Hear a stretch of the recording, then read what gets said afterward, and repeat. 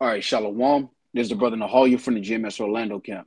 I want to start off by giving all praise, honor, and glory to Yahweh, Bahashem, Yahweh Shai, Bahashem, Bukak Double honors to the apostles and the elders of Great Millstone, who are the elders of Yasha Allah, and a sincere salutation to all Yuakim, who are preaching this word and believing this word, and to the Akwat who are believing this word in all truth and in sincerity. Yahweh is the name of the one they ignorantly call God. Yahweh Shai is the name of the one they ignorantly call Jesus. Bahashem is in the name, Rakah is spirit, Kodash is holy, Akyam is brothers, Akwat is sisters. Shalom means peace, and Yasha Allah is Israel in ancient Paleo Hebrew. All right, so I want to go into a lesson through the spirit, and I want to go into a lesson based on this video as well as another video. Without further ado, I want to go into it. So I'll just start, and I'll play the video for about a minute. Was interested in this. When we come then, we have plantation and implantation. It's a continuation of the same policy. The difference is that they're coming inside your body. And even when they're coming inside your body, they continue with the things that have worked well for them. If we read Ian Banks, he talks about neural lace. He influences Elon Musk. So we have the lace, which is going into your cortex. It's the plantation, implantation, the movement in to control your body. This is a very similar system to their conception of the network. The network of global governance is intended to integrate you into it. It's going to integrate you. How is it going to integrate you? Well, first we make you dependent on your mobile phone, and we have some kind of interface. Then we increasingly make that connected with artificial intelligence, so you're more and more dependent. Then we have our digital currency, central bank digital currency, and in order to interact with the world, you're working through your mobile, through some contact, your digital ID. And then eventually they say, okay, listen, this is a bit messy. Here's your little chip inside your brain. And once that happens, it's over. Once that happens, there can be no human being independently from that. They know that. Elon Musk has been trying to sell us the idea of a big hole in your head, and that's not the way it's going to be. We have better models. Phil Kennedy, the father of the cyborgs, an Irish guy, he came up with the idea of building a small glass cone which would connect to your nerves in your brain, and the nerves would grow into it, for example.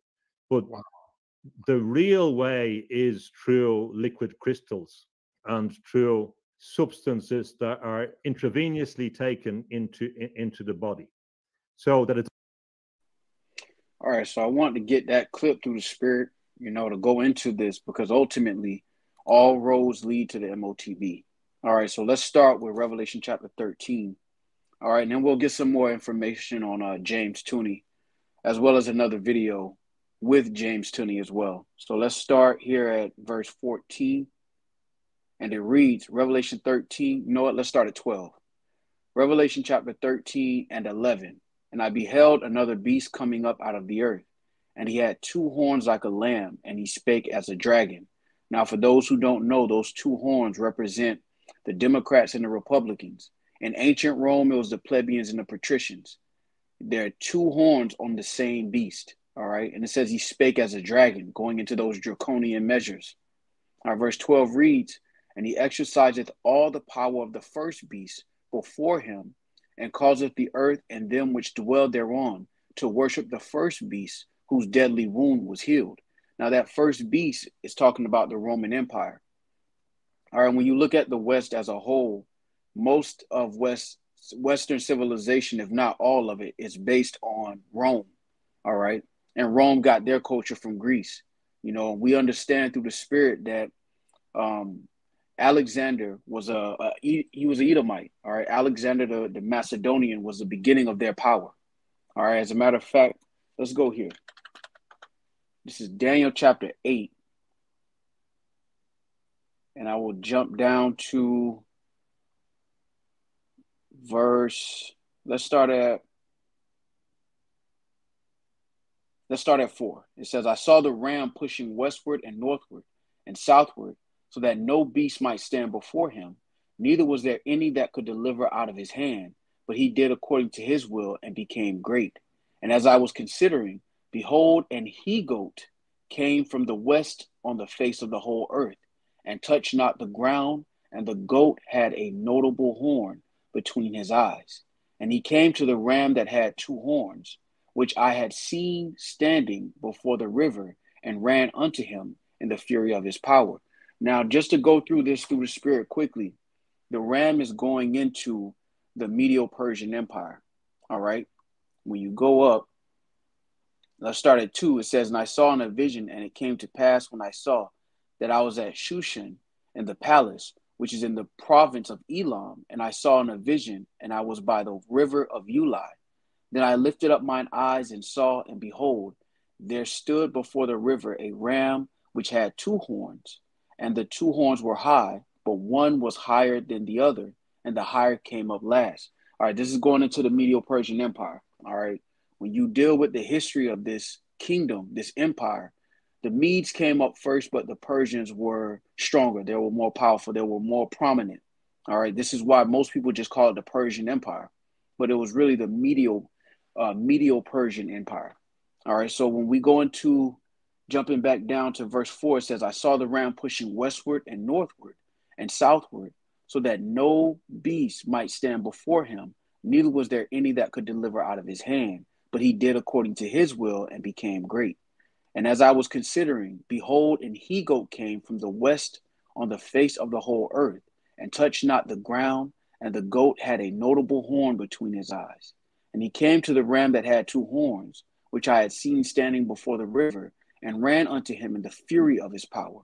And I saw him close unto the ram, and he was moved with choler against him, and smote the ram, and brake his two horns. And there was no power in the ram to stand before him, but he cast him down to the ground, and stamped upon him, and there was none that could deliver the ram out of his hand.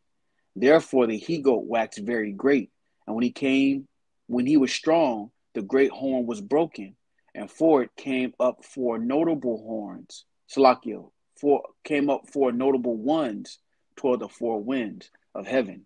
All right. Now, when we jump down to verse 21, it says, and the rough goat is the king of Grecia, and the great horn that is between his eyes is the first king. All right. So this is going into Alexander, all right, in his conquest of the Persian Empire, beginning of the rulership of the Greeks, and then the Romans, and now live in the revived Roman Empire. All right, so I want to go through that spirit quickly to show that this is still a continuation of the Edomite rulership. All right, and when you deal with the image, all right, that is worshipped, all right, we're dealing with, let's go here. We're dealing with the first beast whose deadly wound was healed was Rome. All right, but Rome got everything that they knew from Greece.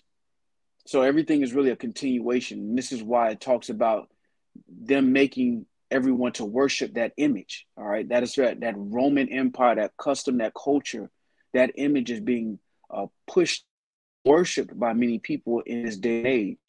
It's still a Roman, blueprint, just more technology. All right, Revelation 13 and 12 again. And the reason he exercises all the power of the first beast before him, and causeth the earth and them which dwell therein to worship the first beast, whose deadly wound was healed. As a quick side note, this is from Wikipedia. The history of Western civilization. It says Western civilization traces its roots back to Europe and the Mediterranean. It is linked to ancient Greece, the Roman Empire, and medieval Western Christendom, which emerged during the Middle Ages. All right, so we know that the modern Western society is really based on Rome. All right, that's why you deal with the infrastructure, you deal with the numerals, all right, court system in Latin terms, all right, the Senate Council, all right, all of these things go back to Rome. It's a Roman system, all right, just with new technology. All right, now let's continue at verse 13. The reason he doeth great wonders, so that he maketh fire come down from heaven on the earth in the sight of men. All right, and we go Nagasaki. All right, Fat Boy, Matter of fact, let's go here.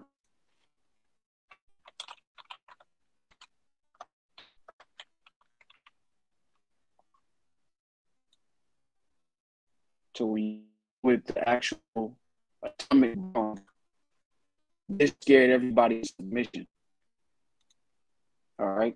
When you deal with the bombing of Hiroshima and Nagasaki, and then later on as NATO, there was another bombing. All right. But this started it off. This started the whole trip. So now, you know, everybody fell into submission under this system because they saw what happened to Hiroshima and Nagasaki. That's going into making that fire come down from heaven in the sight of men. All right. So Revelation 13:13. Again, it says, he doeth great wonders so that he maketh fire come down from heaven on the earth in the sight of men. All right. Verse 14, and deceiveth them that dwell on the earth by the means of those miracles which he had power to do in the sight of the beast, saying to them that dwell on the earth that they should make an image to the beast, which had the wound by a sword and did live.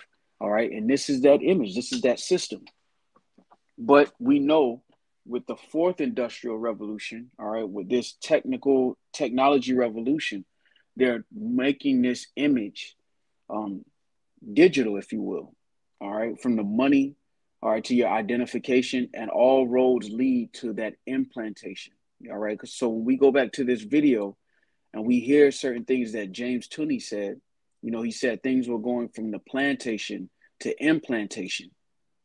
All right. Because when you go into this video, it's a really good video through the spirit. But when you go into this video, he talks about how it transitioned from, you know, the normal plantations, the normal version of empire where you conquer everybody and then you just subjugate everybody to the new vision, which is infused with technology so that AI and machines can keep up with everybody. All right. And one thing that he mentioned was that once you take that chip, it's game over. All right. Let's get a little bit more of this. Let me go back.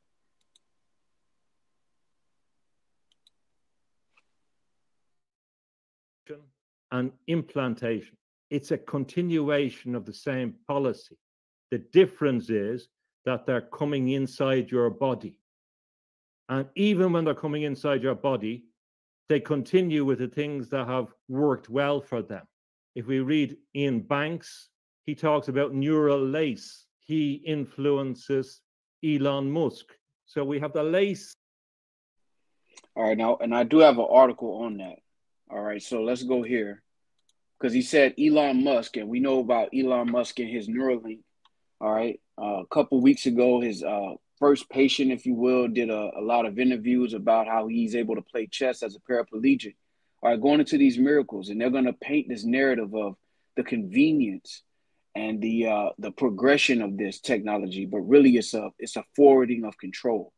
All right. So it says Culture, the sci-fi series that shaped Elon Musk's ideas. All right. Ian M. Banks' Culture series explores many of the themes that the tech icon has been worrying about for some time now. I'm just going to jump down to a point.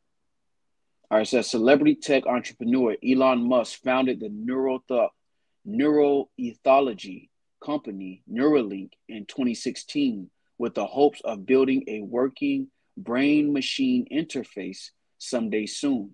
BMI would let its users control computers simply by thinking. All right. And one thing that he mentioned with James Tooney, all right, is that there's this idea that it's going to be some kind of hole in your head, but really they're working this technology to ultimately be a C-hip. All right. That's the end goal of all of this through the spirit, is to put everybody in subjugation through this technology. All right. And that's why he mentioned that once you take that chip, it's over. All right. And it goes back to the scriptures ultimately. Everything that he's saying ultimately goes back to the words of Yahweh Shema Shai. All right. Before we even, got to this point in reality, the Lord had already spoken. All right. So I got one more video through the spirit that I want to touch. But let's continue in Revelation, the 13th chapter. And we're going to jump down to verse 15.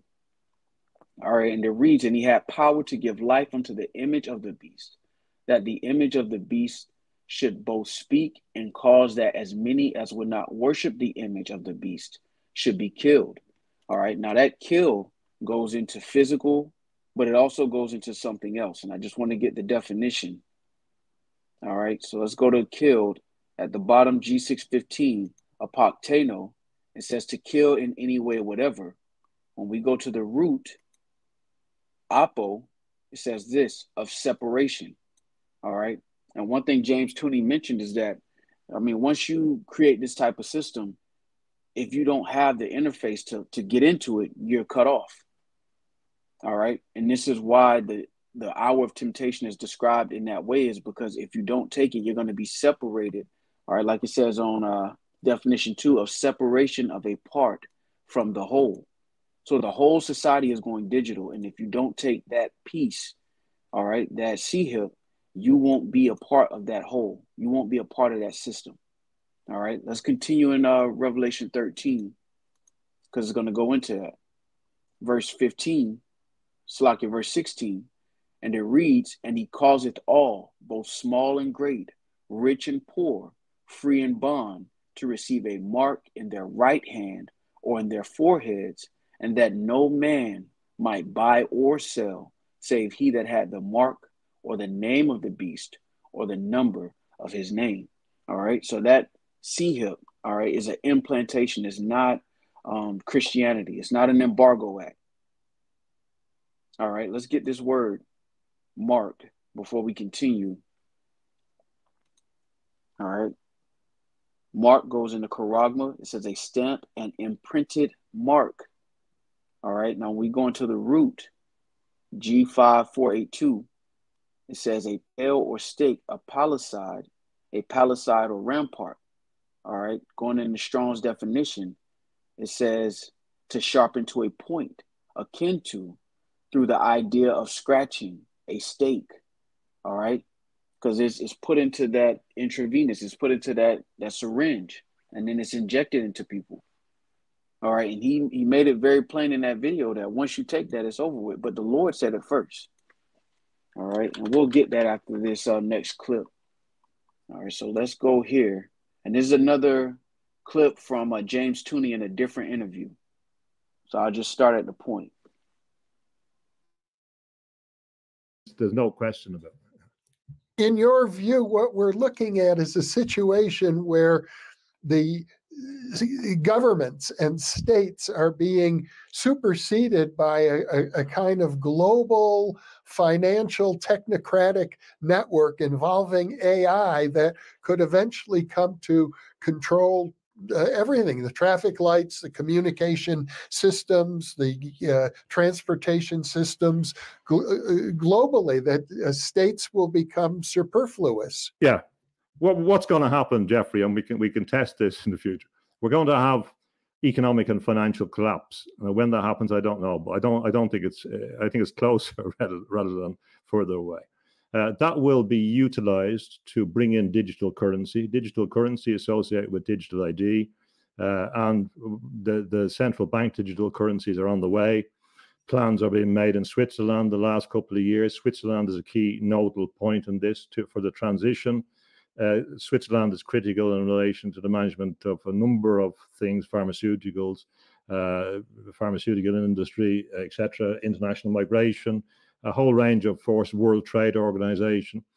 So when we get the digital currency, then we have effectively a social credit system. Although there is regulation which purports, for example, there's a new AI Act come to a regulation in Europe that will apply to all Europe and affect people trading with Europe. And it purports to regulate AI, but they will never regulate the AI in a full context. And there's always public policy exceptions. So once you get the digital currency, then you have a social credit system, and we have a movement away from property as we know it, a programmable thing that can achieve other objectives. And once you have this connection where you're increasingly dependent on this node with the system, well, then it's easy to go to the next stage where we have an implantation, where we say, okay, it's difficult. Mobile phones don't always work and your access to the system. So then the external element of your connection, the external node, comes into your body. And that comes into your body, and then it's over. Then it's over. And all of these systems are not intended for your convenience. They're part of this system. They were predicted, they were planned, they were part of this post-imperial context through international organizations, which many European empires were involved in. Many of these international organizations, food and agricultural organizations, UNESCO, again, Julian Huxley, they were intended and calculated to facilitate this process. So all of these things if these things happen, if you're operating a central bank digital currency or internationally, you can be sure that then there's another step after it. And the other step is the interpenetration of the mass technology into human consciousness. And it has been planned so. There's all. So you hear it from him, but ultimately the Lord told us about this, right? The Lord had already gave us the blueprint that this was Esau's end goal. It was always his end goal. You know, when you think about the beginning of this empire with Alexander, his whole thing was to Hellenize everybody, to bring everybody the light of Greek culture, all right? And then Rome, all right? When you see the continuation of that in Rome, where when you're in Rome, do as the Romans. That saying, all right? And then it's graduated to what we see now in the Western culture, all right? And eventually all roads lead to this point because there's always been the mentality of these Edomites, especially the ones in power. All right, let's get an example of that. All right, let's get Antiochus or Antiochus, depending on what historian you listen to. All right, this is First Maccabees chapter 1, and I'm going to jump down to the point. You know what? Let me start up.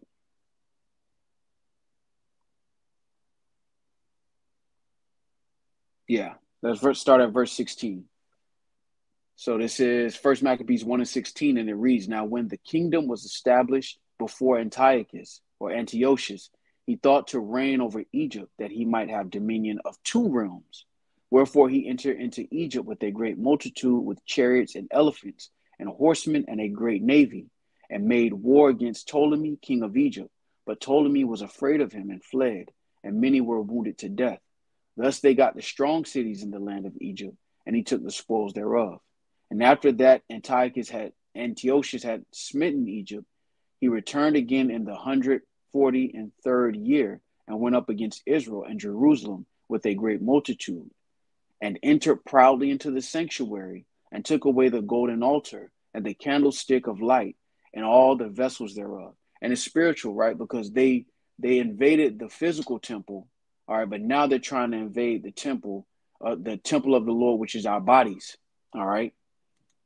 Because we had a temple, all right, and they invaded that temple. So that temple was taken down, but now they're trying to invade the temple of the Lord now, all right, this third temple, which is our bodies. All right, let's go here. This is 1 Corinthians chapter 3:16. It reads, "Know ye not that ye are the temple of Yahweh Shema Shai, and that the Spirit of the Most High dwelleth in you?" So now they're trying to intercept that, you know, by going basically mandating this type of system to put it inside of people. Because once you do that, it's game over. It don't matter what you think at that point, because they can hack your system. They can hack your nervous system. All right, so going into the first chapter, I'm going to jump down to, let's jump down to verse 41. All right, and it reads, "Moreover, King Antiochus wrote to his whole kingdom that all should be one people, and everyone should leave his laws. So all the heathen agreed, according to the commandment of the king. Yea, many also of the Israelites consented to his religion, and sacrificed unto idols, and profaned the Sabbath. For the king had sent letters by messengers unto Jerusalem and the cities of Judah, that they should follow the strange laws of the land." All right. So they've always been obsessed with making all people one people. All right. This vision of having complete dominance over people. All right. And you're going to see them attempt to do that. All right. But before they're able to fulfill their plan, all right, they're going to be disappointed. All right. Let's get that in Job. All right. So it's Job chapter 20 and 22. It says, "In the fullness of his sufficiency, he shall be in straits. Every hand of the wicked shall come upon him. When he is about to fill his belly, the Most High shall cast the fury of his wrath upon him and shall rain it upon him while he is eating. All right, because his desire is to create this system of control and dominance. All right, but as soon as he thinks he's done with the mission, all right, the Lord's going to bring that wrath. All right, this is why we understand through the Spirit the MOTB is going to come before the third world's woe. All right, that's the order of things, and you can see the writing on the wall. All right, of course, there are going to be wars and rumors of wars, but ultimately, this hour of temptation is going to happen first. All right, and then the floodgates are going to open, if you will. But all of those people who take this mark are through. All right. Now, when he said that everybody that takes this mark is done, all right, he's thinking that they're just going to have full control over everybody and it's going to be slaves until infinity and beyond. But ultimately, those people who take that chip are going to be destroyed. All right, this is Revelation chapter 14 and 9. And it reads, "And the third angel followed them, saying with a loud voice, if any man worship the beast and his image, and receive his mark in his forehead or in his hand, the same shall drink of the wine of the wrath of Yahweh Shemel, which is poured out without mixture into the cup of his indignation. And he shall be tormented with fire and brimstone in the presence of the holy angels and in the presence of the Lamb." All right. And this is beautiful through the Spirit, because before these so-called whistleblowers, begin to speak on the things that are happening in the earth, all right, the Lord had already told us. The Lord had already gave us the blueprint. He already told us what will befall us in these last days.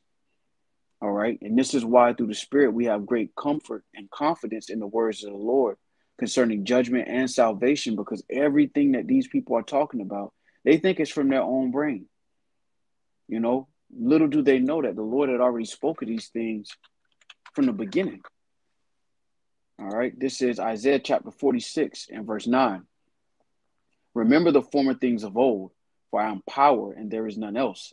I am Yahweh Shemel, and there is none like me, declaring the end from the beginning and from ancient times the things that are not yet done, saying, my counsel shall stand and I will do all my pleasure."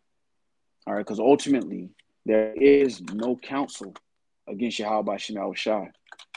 All right, let's go real quick. It's Proverbs chapter 21. I'm going to jump down to